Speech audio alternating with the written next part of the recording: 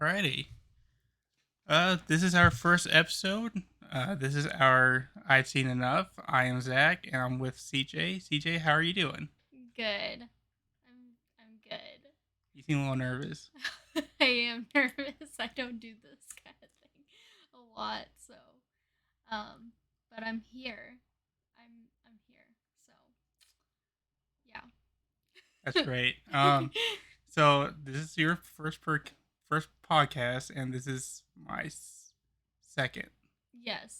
I did one for the 49ers about what 6 months ago, maybe. I think at that around that point. It's Yeah. been it's been a very long time. Um, but movies and TV shows. This is gonna be a fun one. Yeah. I the cuz this is what we talk about all the time. Like, this is our main conversation point. Um, you know, I mean, we just this is what we talk about all the time, so I mean, that's what we do most of the time, anyways. Just watch yeah, TV watch and TV and watch movies. yes. We like to go to theaters and watch different stuff that we find interesting. We have hits, we have misses. Yeah. It's it's kind of one of those you just kind of have to risk it kind of things. I think we're turning into movie and TV snobs, honestly, because we've watched so much media. I think that it's like things that people think are really good at this point, we don't think so much are good anymore. We see like the faults in it, and we're like, oh, that's typical. You can't do that, and oh, that's don't do that. And so I think we're turning into snobs. What do you think? Is that a good thing or a bad thing? I think it's a mixed thing. Like, it's sometimes good and like sometimes it's bad because like you I feel like we have a refined taste or something. Like, we're like, oh, we're connoisseurs or whatever. Or what's the people who drink wine? They're good at it. They know everything about the wine. You know what they're called? I think it's connoisseur. Yeah. That's what Well, yeah. enthusiast maybe. There's like a really fancy word. There's like a really really I don't know. fancy They're word. very extravagant about their Yes. stuff. Yeah, and but it is kind of sad because like some people will be like, "Oh, did you see this? Isn't it so good?" And I just had to be like, "It wasn't my thing, but I'm sure it's fine."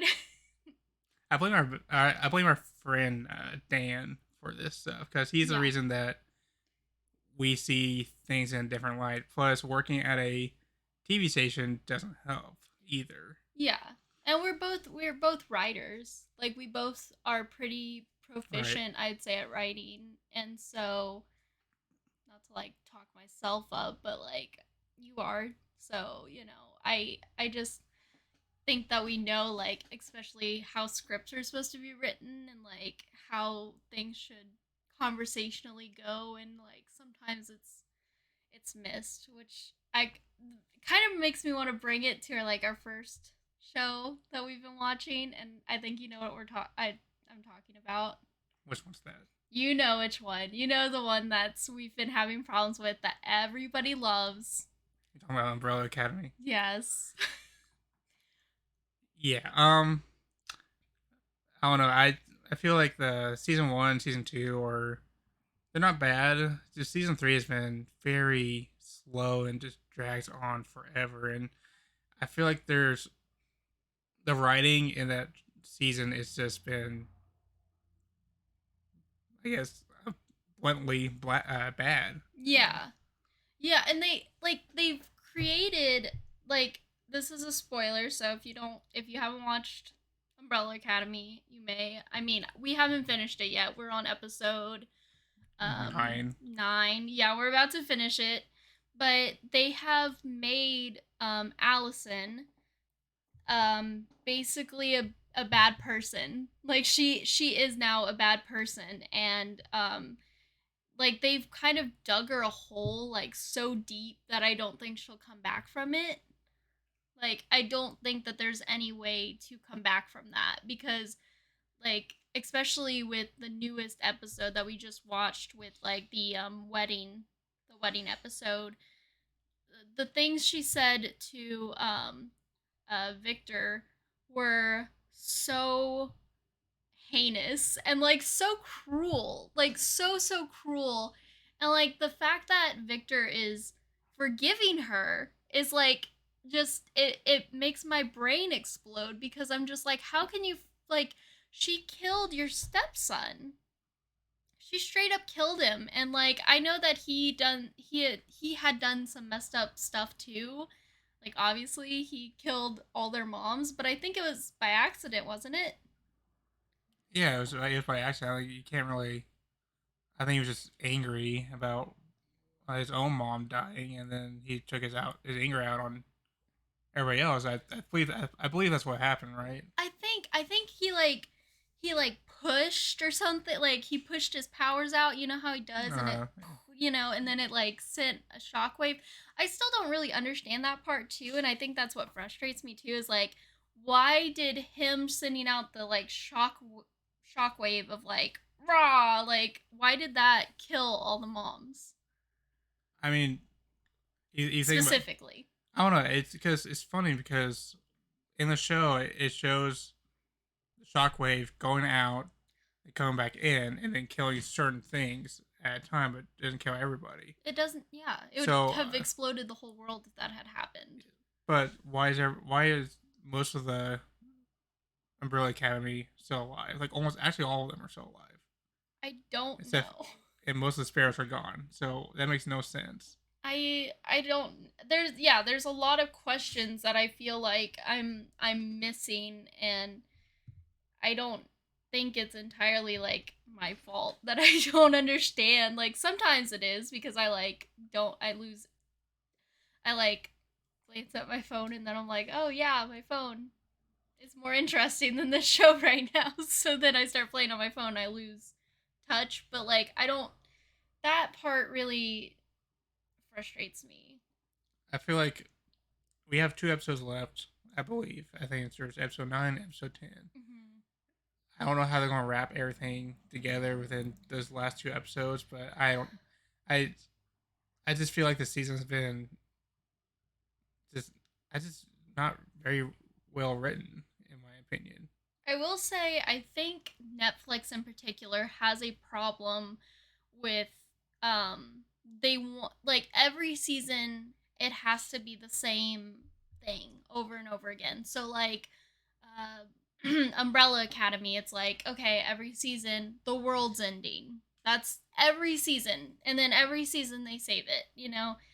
And then the same thing with like Stranger Things. Like it seems like consistently they're like, okay, we're gonna kill somebody off.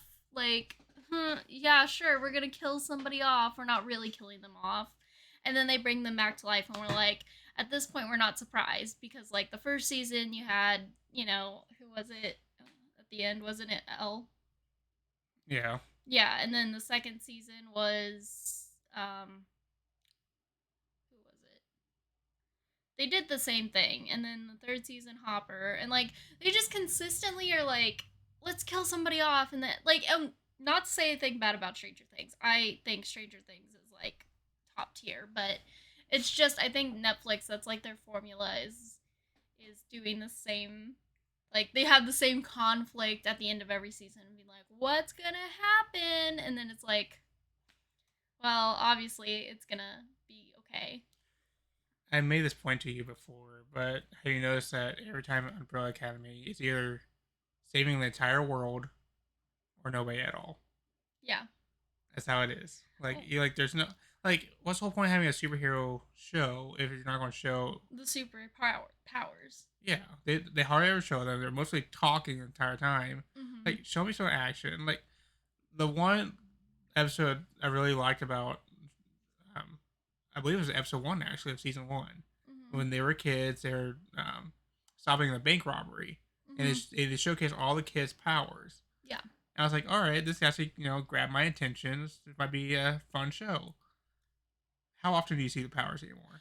Well, yeah, I feel the exact same way, and I think that they're trying to like, they're like, I think they realize that sometimes in the back of their head, and they're like, oh, we need to do something to show these powers, and so instead of um instead of like trying to figure out like a cool battle or something, they do something like that bell scene, where they were fighting with the bells the sparrows were. And Yeah, it's like I just don't feel like that was like a good use, but yet I would love to see like Lizard Girls, whatever her name is. I don't know what her name was. I don't even know what number she was, but the spit, like I think that that's so cool, and like I would love to see more of that. But I they only show like twice or three times maybe. But I mean, um, yeah, it's it's just frustrating that they don't show the powers more. I mean, they show number five's power all the time. He teleports. He's been back in the yeah. past before. I mean, he's done all of it. But now this season he's like, yeah, I'm retired. I don't want to do this anymore. Like, and actually, I enjoyed his character development a lot more than honestly anybody else's. Yeah. And well, I would say Klaus's too. Yeah. Klaus had good development as Well, well. and I liked Victor's story this season Right. particularly. I think that he is. It's really heartwarming, especially the whole best man thing. That like touched my heart. I was like, oh, we both were like, oh, like because he felt so special, and like I think that that's not even just like the character, but like Elliot himself feels special that the rest of the cast is being hopefully supportive. I don't know personally what's happening behind the scenes, but it seems as though it's going deeper than the character, and that's like really heartwarming to me. I love to see that. I would assume so.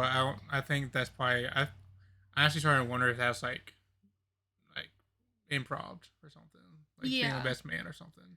Like that could have been something, and they just wrote it in for him. He looked so happy. Like that was like burned into my memory, that like smile he had on his face. I was just like, "Oh my gosh, that touched my heart." I love that. So, I mean, it does have some good parts, but I just feel like there's so much that is just like, what is going on? And like, do you want to talk about Ben? No, I don't want to talk about Ben. Ben's like one of the worst actors I've seen so far. He's Him such. and the crow girl, sparrow girl. Is it crows or I don't. sparrows? And what happened? Oh, she got sucked in. I didn't even see that. Like, I'm She still. died. I guess so. Which, like, I don't know. Her acting was so bad. I don't. And it's weird too because Ben seemed to be a good actor. Oh, Like, he's the decent. actor Yeah. was great in the rest of the seasons, as far as we saw him, which we didn't see him a lot, to be fair. But maybe he's just bad at playing a villain. Like, nothing against the actor, but it's just I don't know. Maybe it's the script too. It could be a combination of the two, like, or that's just not the kind of character he plays. Like, I think there's certain people that they just can't play a evil person. Like, it's just not in them to do. I'm trying to think of another person that I couldn't even picture being an evil person. I mean, Allison was kind of a weird change to have her be the villain. I mean, It not fits really. her well though. I mean, she's not really a villain, but she's a horrible person she now. she she portrays it, like the actor herself portrays it well though. I wouldn't say that she's bad at it. Like, she is Right. good at portraying that she's evil. Whereas like she was good at portraying she was good as well. But um yeah. But the dialogue just seems off on certain scenes and everything, and Yeah. I just feel like the it just doesn't translate well into what's actually going on, and they need to start focusing on this plot point, and they start focusing on another one Yeah. when the other one does not matter per se. Yeah, like the wedding. Yeah, Like, like that that feels was like a just, filler episode. yeah, filler. Like, even though it was like some parts of it were cute and whatever, it's like It's not needed.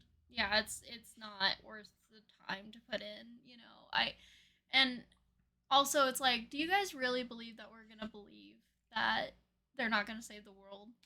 Like, somehow, like, obviously they are. That's how it goes. You know what I mean? I just hate that it's like, will they save the world or won't they? It's like we all know that they're gonna save the world. I mean, it's funny, but the world's already destroyed, and it's just the buildings there. Yeah, but that's that timeline. Like they're already dealing with the multiverse theory. I guess, but it's just they're just having a wedding. They're just chilling while the whole world's being destroyed outside, but they're not really doing anything about it. Yeah, I would say I'm sorry that my point of the multiverse theory too brings me to like another thing that I've been thinking about. It's just like I think people need to back off the multiverse theory. I feel like ever since Marvel did it, they're like everybody in the like I don't know, everybody's trying to come out with shows and be like oh, multiverse and I'm just like you're not Marvel, stop. You Well, can't do that. I mean, to fair, I mean, a multiverse has been in a lot of things, but I mean, I especially like know. DC and other comics as well. But yeah, I get what you're trying to say, but Yeah. multiverse can bring a lot more new ideas into a TV show, but it is kind of getting dragged along. And like it, you have to have like a really good story and how it's going to be all tied together in the end. And sometimes shows do not have that tied down No. very Well, well.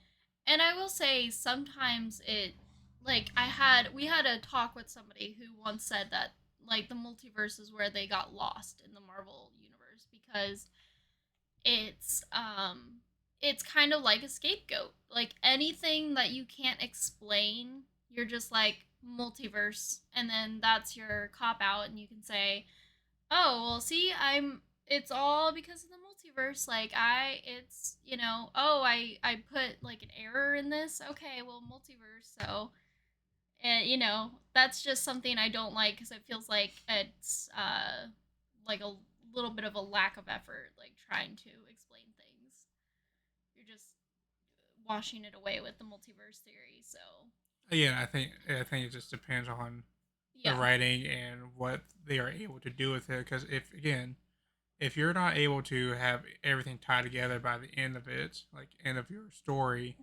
then what was the whole point? that's true yeah But you know, if you want to go to good writing, you want to talk about Nope.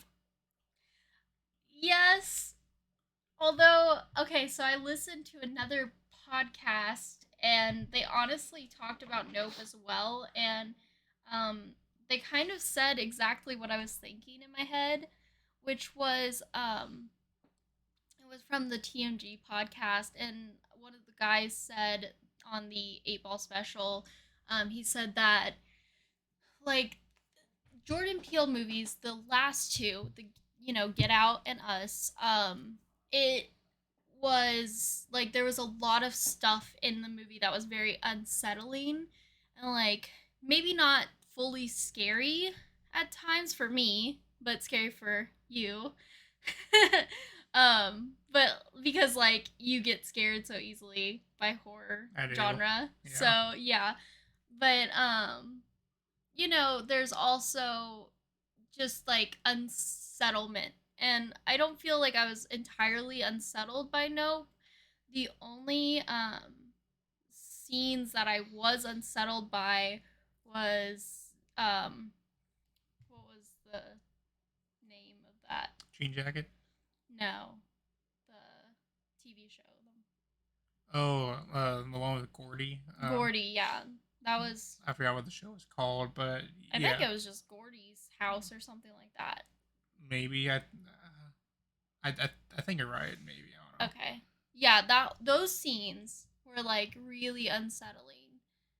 And I will say like I was fully like the most somebody did say this too and I agree. The scene of him talking about oh, you want to know what happened in Gordy's house? Like the thing that happened on the birthday episode? Well, just watch the SNL skit and like you'll know. And that's what the guy was Steven Yeun was saying was like the character. He was like, oh, well, if you want to know what just if you want to know what happens, just watch this SNL skit. And it's like you lived through it. Like that guy lived through it, and Mm-hmm. it's interesting how instead of telling them like this was a really horrific time in my life, like I was scared to death and I thought I was gonna die, that the character that Stephen Yoon played, Jupiter, sorry, Jupe. was Yeah, that was his name? I think Okay. I mean it'd probably be Jupiter, but I think most of them call him Jupe. Oh, okay. Yeah. But yeah, sorry everybody. This is also spoilers for the movie as well. Yeah. So yeah, sorry.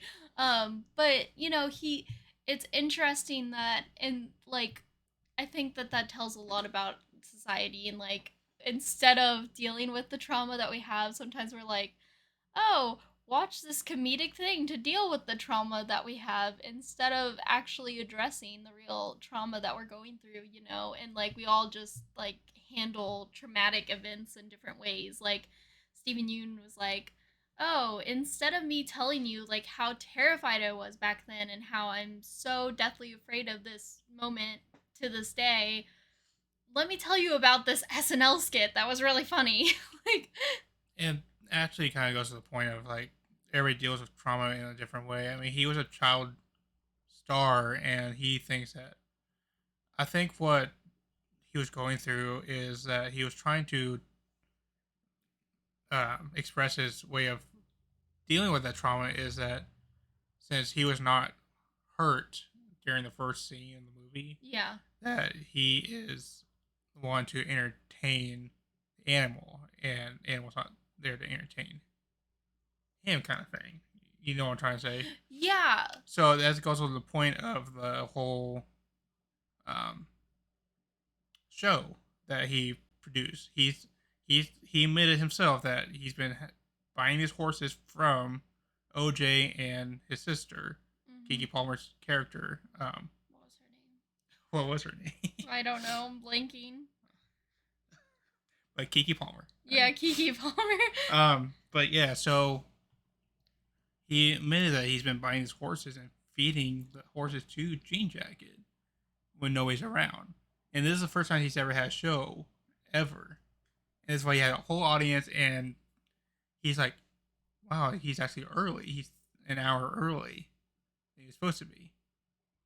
You remember that? Yeah, I'm trying to think of. Okay, so what you're saying is that you believe that Jupiter was buying horses and intentionally feeding them to these aliens so that way M, that's her name. Emerald. oh Her yeah, name's M. M. Um so yeah, okay, so you're saying that he was intentionally buying horses and feeding them to the aliens. Well, it wasn't an alien, it's an animal. Okay, the animal, sorry. I But know, but yeah, like he's the feeding animal. it because he wants to. I think eventually he Jean wants. jacket. I think he eventually wants to control Jean Jacket. Like I think that's what he was trying to do, have it as his own, I guess, pet. Mm-hmm. That way, so that way he can control it and entertain for a live audience like he did with his show. Mm-hmm. And he took that trauma in the wrong way possible, and that's why when Jean Jacket showed up early, he was mad because he did not want the people. He did not want an audience. He just wanted just Jupe and the horse, and that's it. He didn't want all these people watching him because the animal Jean Jacket did not want that. So, Mm-hmm. why do you think all these people got abducted? Yeah. And Jean Jacket took that anger out on the people, and then that's probably one of the most horrifying things I've seen on in a movie because later on you hear these screams throughout the entire day. Imagine if you're claustrophobic. You can't do anything except for scream. You can't. They're being eaten, so I don't think They're being claustrophobic. yeah, but it's still Was because you saw the scene of the lady going through up, yeah. and she can't move. I know, but I think that instead of claustrophobia, you're not gonna be worried about claustrophobia if you're being eaten. Yeah, but you're still going.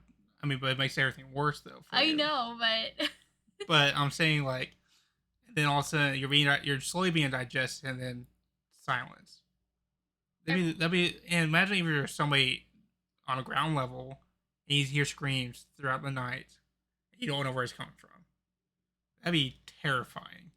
I will say this is like one of the most original concepts I've seen in a long time. Like it was definitely out of like nowhere. Like nobody I think has ever thought of like a like I don't know, this is a very original concept, you know, as far as like the alien is not really a bunch of people, it's a creature from the sky that flies and And I and you know what I always go to like Reddit threads and I like to see other people's ideas and theories and stuff. And somebody mentioned the idea of um so the whole scripture in the beginning of the movie. You remember what the scripture was? no. It was name him 3:6, and I will cast abominable filth upon thee, and make thee vile, and will set thee as a spectacle. Spectacle was actually a key word in the movie because Oh yeah. Jupe says spectacle like what 6 times in the movie, That's very interesting. and it's funny because when we look in the sky and like you see UFOs and stuff like that hanging around, and and there are angels that may exist, but they're in different forms. We perceive angels as human-like. Mhm. In the Bible, they're different, Mhm. and when Jean Jacket show his true form, it's supposed to look like an angel. That does it did look like one of those It's angels like I've seen that like the realistic angels are, you know. the only thing they didn't show was all the eyes and heads and everything on it, which would be a lot more creepier. But I think Jordan Peele was like, "No, we're not going to show all of Pulling that. it back. That'd be a little too disturbing." I would say, but it's a thing of that we try to perceive things that we want them to perceive as, but the animals are saying no. We have our own rules. We will show you our true form when we are ready to show you it, kind of thing. Because everybody has their own rules. Humans think they have want to control and think things that what we want to think it as, but we cannot control everything. And that's why the thing is one of the biggest things of Jurassic Park. Mhm. We cannot control everything. We should not make something that we think we can control, and that's what the scientists were saying. Or yeah, Dr. Malcolm, Dr. Grant, and Ellie were saying like, no, this is a terrible idea. Beasts cannot be controlled. And they also say about Jurassic World because where his name was, um, he wanted to have raptors in the military so he could control them. It's a common theme of humans want to control everything that they quote unquote create, Mhm. and it doesn't work that way. We have to follow their rules. We cannot They cannot follow ours. Yeah. Huh. Yeah, every time I say jean jacket, I think of the horse that she got. Like Right, but that's what they named. I know. That's why they did that. But and it was also interesting too that like Kiki I'm sorry. Him, Oh, M. him. Okay. I want to keep calling her Kiki. Um that she was the one who essentially like took down Jean Jacket because she wasn't the one training her original horse, Jean Jacket. Like she wasn't allowed to. Yeah, because her father didn't want her to, Yeah. but her brother did. Yeah, I'm just saying that that was an interesting point, I think. So, But yeah, so I mean, and also the point is, I think they kind of spoiled the movie before the movie actually ended in the movie itself. Because when do you remember when they went to the commercial? They went to the commercial shoot with the horse, yes, yeah. and he said, "Stop! Like, do not put this in front of the horse Yeah, don't put the mirror. Why would they put the mirror in front of the horse? Like, what? because they want to control it." I know, but like, what are you doing? Like, what was the point in that? What was the whole like? Why would you be like? Because they're trying to get the horse to, like, follow the mirror, I think, to get to have the horse pose for them I in a would. certain way. But he said, "Don't do that." Yeah, if there Because was a you gotta follow. handler. Because again, you have to follow their rules. Yeah. We want to control everything. That's what movie productions do. You want to control all these animals. You can't do that. Yeah. TV show Gordy. Yeah. They That. they've wanted him to be a funny character, funny chimp, and dress it all up and everything. Yeah. And when the moment it goes crazy, Gordy goes crazy, he's a monster. It's so crazy. It's so crazy that we saw that because then I've been watching TikTok and like every single thing that's been popping up on my TikTok is like here's why you should not have a chimpanzee as a pet or whatever or an orangutan or whatever. Like don't have them as pets because they will eat your face off and like there's been so many accounts of like people owning chimpanzees and like getting like their face like literally taken off their body and I'm just like oh my gosh okay it's real stop. Because actually, it was based off of a real story that happened, I believe, in either California or Florida. Mm, I mean, Florida makes sense, but yeah. everything happens in Florida. But it's just crazy to me that people think that it's a thing, though. It really is that humans want to control everything, and yet they don't understand that we can't. That Yeah. we can't control everything. Yeah. We have to let animals decide what they want us to do with Yeah. them, and I think it's a really really great movie. In terms of Jordan Peele's um, previous two movies, Yeah. Us and Get Out, Us was terrifying, but the theme was kind of confusing at first. Mm. But I think Get Out's probably my top three film because I loved the the story was that was behind it, the Yeah. theme, the plot, everything. It was so well written, and we talk about like the foreshadowing and um everything that went on in the movie. It's just beautiful to watch because from a black man's perspective, Mm-hmm. that's crazy. It's just crazy what he was going through in that movie, and then what what other black men have gone through in the movie too. I need to rewatch it. I think because I feel like I need to like especially after watching Nope. I think I want to watch it again and see if I can find any connections between the three movies. And I feel like Us I've watched like a million times because you know Us is my favorite. Us Right. is my favorite. Like I love Us because it is so unsettling and Lupita does the best job. Like she is amazing. There's nobody else that Jordan Peele could have cast for that character. Like she is like that voice. I was listening to that podcast and this guy was like talking about how he was like he had gone to the movies to see Us and like he was scared and so he asked the girl that he was going out with if she'd stay the night and then later in the night he he, he decided to be like a jerk and he was like and he talked in that like scary voice, that crackly voice that she has in the movie. And I was just that's so cruel because when she talked in that voice, I mean like it was like scary and just the way she like I don't know, just even her facial expressions she'd get sometimes were just so haunting, like so haunting, Right. and just I love that movie. Even though there's a lot, I think I still analyze about it. I think that's the point of Jordan Peele's movies is that you're thinking about it. Like he wants you to always be thinking about it and being like, okay, well, what did this mean, and what did that mean, and okay, what was the significance? Like I'm still thinking, okay, and nope, what was the significance of those slushies? Because I just kept looking at those slushies and thinking, what is that? I know that that probably didn't even matter. That was just probably, he's just like, Right. oh, put this in there, but just I'm like, there's significance there. There has to be. I'm gonna figure it out.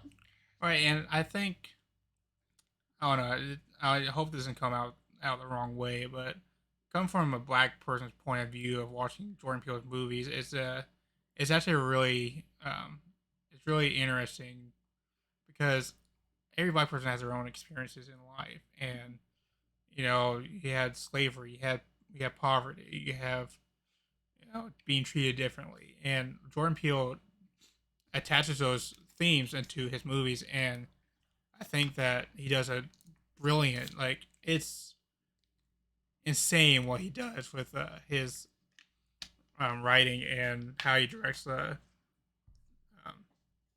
the point of view. And everybody has their own way of thinking. They have their own theories of how to interpret these movies, but it's just I think he's hitting 100% right now, 3 for 3 as of right now. Yeah, and like there's not I mean, with the I guess this was longer ago than I can think of, but like they at the Oscars they were having a huge issue with black films not getting recognition. And and and I think Jordan Peele like broke through that so much because it's like this man is so good at his job. There's no way you can't give him recognition. Like he makes the movies like you may not understand fully like the whole thing, but like visually it's perfect. Like visually it's perfect scripting idea. Like he puts Easter eggs in there that you don't understand until later. He cast it really well, and he shows that you know, black actors can be as Talented. yeah, they are just as good, if not better, a lot of the times than white actors. And so he really makes a name for himself, and he's just so good. And to think that he came from like comedy sketch Well, like type of writing into like serious stuff, like that's talent. That's something that you don't see a lot of. he also, I was watching an interview with him. He said that comedy and horror are actually not that far apart from each other Yeah. in terms of writing and the story wise and everything. He said that one of the reasons the horror is different because that is more um, you're thinking a lot more. You're thinking of what's going to happen here, what's going to happen there. Comedy, you're kind of more relaxed because you're enjoying you're enjoying yourself and you're expecting jokes. Mm-hmm. Horror, you're more tense up because it's more psychological kind of thing. Mm-hmm. Like what like is this going to be it? This is going to be a jump scare. This is this going to be it? Where's the monster at? And the whole alien scene, Yeah. the barn, when OJ is like, nope, nope, nope. Yeah. I felt that. I was like, I said to myself, nope. Yeah. I actually said it with him, and that was like one of the biggest um, what's the word for that? Misleading things ever in that Yeah. movie. Yeah. Because we thought it'd be aliens, and they finally came down to Earth and stuff. Uh-huh. That was nothing. It was just some kids. Well, and I like that they left it so vague of what it's going to be about, because then the surprise was rewarding. Yeah, it's like it's actually an animal. Yeah. I never would have suspected that at all. I want to go back to what you said about the comedy and horror being like, because I feel like I've explained this to you, because you are against horror movies. You are. Yes, I am. I hate And jump scares because I don't like getting scared. okay, but it is true that I feel like horror and comedy go hand in hand, because when I get scared, which this is just like my reaction because I'm just like, I don't know. When I get like actually scared by a movie, like I'll start laughing cuz like I just think it's hilarious. Like I don't know. I just think, and I think there's scenes where it's like, how could you not laugh at that, cuz that is just outrageous. Like in which you'll never see this movie ever. You will never ever see this movie, I'm promising you. But Hereditary, I'm sorry, that was like the best horror movie I've ever seen in my life. Like so good. Like there was a scene, I'll just go ahead and tell you because you'll never watch it, so it's not going to hurt like, but it's just going to like freak you out a little bit, but you'll be fine, I swear. Mm-hmm. There's the scene where the mom like okay, so this kid, I have to tell you the story kind of. I'll try to make it short. This kid, like he basically takes his sister to a party, and then she is allergic to like nuts or something, and she eats something at the party, and like the mom had forced the older brother to take his younger sister to the party, and so then the little girl eats something that has nuts in it, and she like starts having an allergic reaction. And and he wasn't really supposed to be at a party anyway, like he was Mm-hmm. supposed to be studying or whatever. Yeah. And so then he gets in the car and he's driving, and his sister is like having a full allergic reaction. She's like choking and stuff, and she's hanging her head out the window because she can't breathe. He's like driving as fast as he can, and then a deer pops out, and he swerves, and she hits a pole, and her head pops off, like snaps off, like completely comes off. And then he just drives home. This man drives home, just parks his car, and is like, well, this sucks. And like he's upset, and he like goes up and goes to sleep. Just letting his parents find his sister's like body just like in the back seat without a head. So you did not feel any remorse or anything No, for he her? was sad. Like he was obviously like shocked, but I think he was so in shock that he was like, what do I do? And so then he went up to bed, which, I mean, that's still leaving the scene of a crime. You can't do that. Like, I don't know how this kid did not go to jail or something, but anyway. And so then his mom and, like, his dad doesn't really blame him or anything. He's like, well, you know, you didn't know what to do and it was an accident and there's nothing we can do about it now. And the mom's like, I hate you. You took away my child. Mm-hmm. Like, and then, she tries to get her back through paranormal ways and stuff like that, and tries to talk to her and stuff. And basically we find out that like the grandma was like the leader of like a satanic cult or whatever. It's always the grandparents. Yeah, and like the person who introduced the mom to all this paranormal stuff was actually like a member of the satanic cult as well.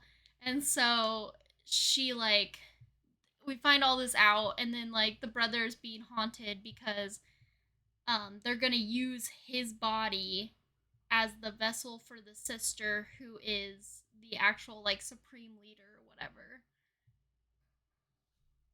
Like it's crazy. And so then at the end the brother is like uh he like had messed himself up because I don't know, he like I think he broke his arm or something, and his mom was taking care of him. But then his mom starts getting into all this stuff and finding out about the satanic cult, and then like she gets possessed, and the brother's like running around the house trying to figure out a way out. And then he goes up to the attic, and his mom's up there just floating, and he's like, what the hell? And then she just takes like a wire and just starts sawing her neck, like, and then as fast as she can, just like it is like crazy. And during that part I was in your parents guest room, and that was when I Yeah, was so I watching heard you that, scream. and I was just like screaming and laughing and be like, no, no, don't. And then her head just popped off, and I was like, no. Like it was honestly hilarious but also like scary at the same time. Right. Um, I mean, going back to the whole Keen Peele doing, I mean, Jordan Peele doing comedy sketches. Mm-hmm. He actually implemented his horror stuff into his comedy stuff with Michael Key, King Michael Key. Because, Oh. well, you remember the Make a Wish kid? You remember that sketch? No. He was like a baby in Make a Wish kid, and they asked him like, "Hey, you want to meet your favorite team, your favorite celebrity, or whatever?" And he's like, "No, I want to kill people or something like that." And Oh. it's like very creepy and just, and Dark's like, "No, we do something else other than that." And it's like, "No, I want this instead." And then there's this other sketch with um the charity when he follows Keegan with "Hey, $1 can save a child," and he's like, "All right, fine. Here's $1." And a van, no, $5. Here's $5. And here comes a van. He said, 1, 2, 3, 4, 5. Nope, not you. Put back the kid in a van, and van just speeds off. He says, "Thank you, sir." It's just something simple like that. It's like, where does this come from? it's comedy, but yet it's Horrific. horrific, and they're actually like real events that could actually, somewhat happen. Yeah. Well, I when you were saying the Make a Wish thing, I was thinking of A Train and the boys. We'll save that one for another episode, Oh though. yeah. Um, this has been great. This is a fun experience in a first episode with you, and can't wait to do more. Yeah.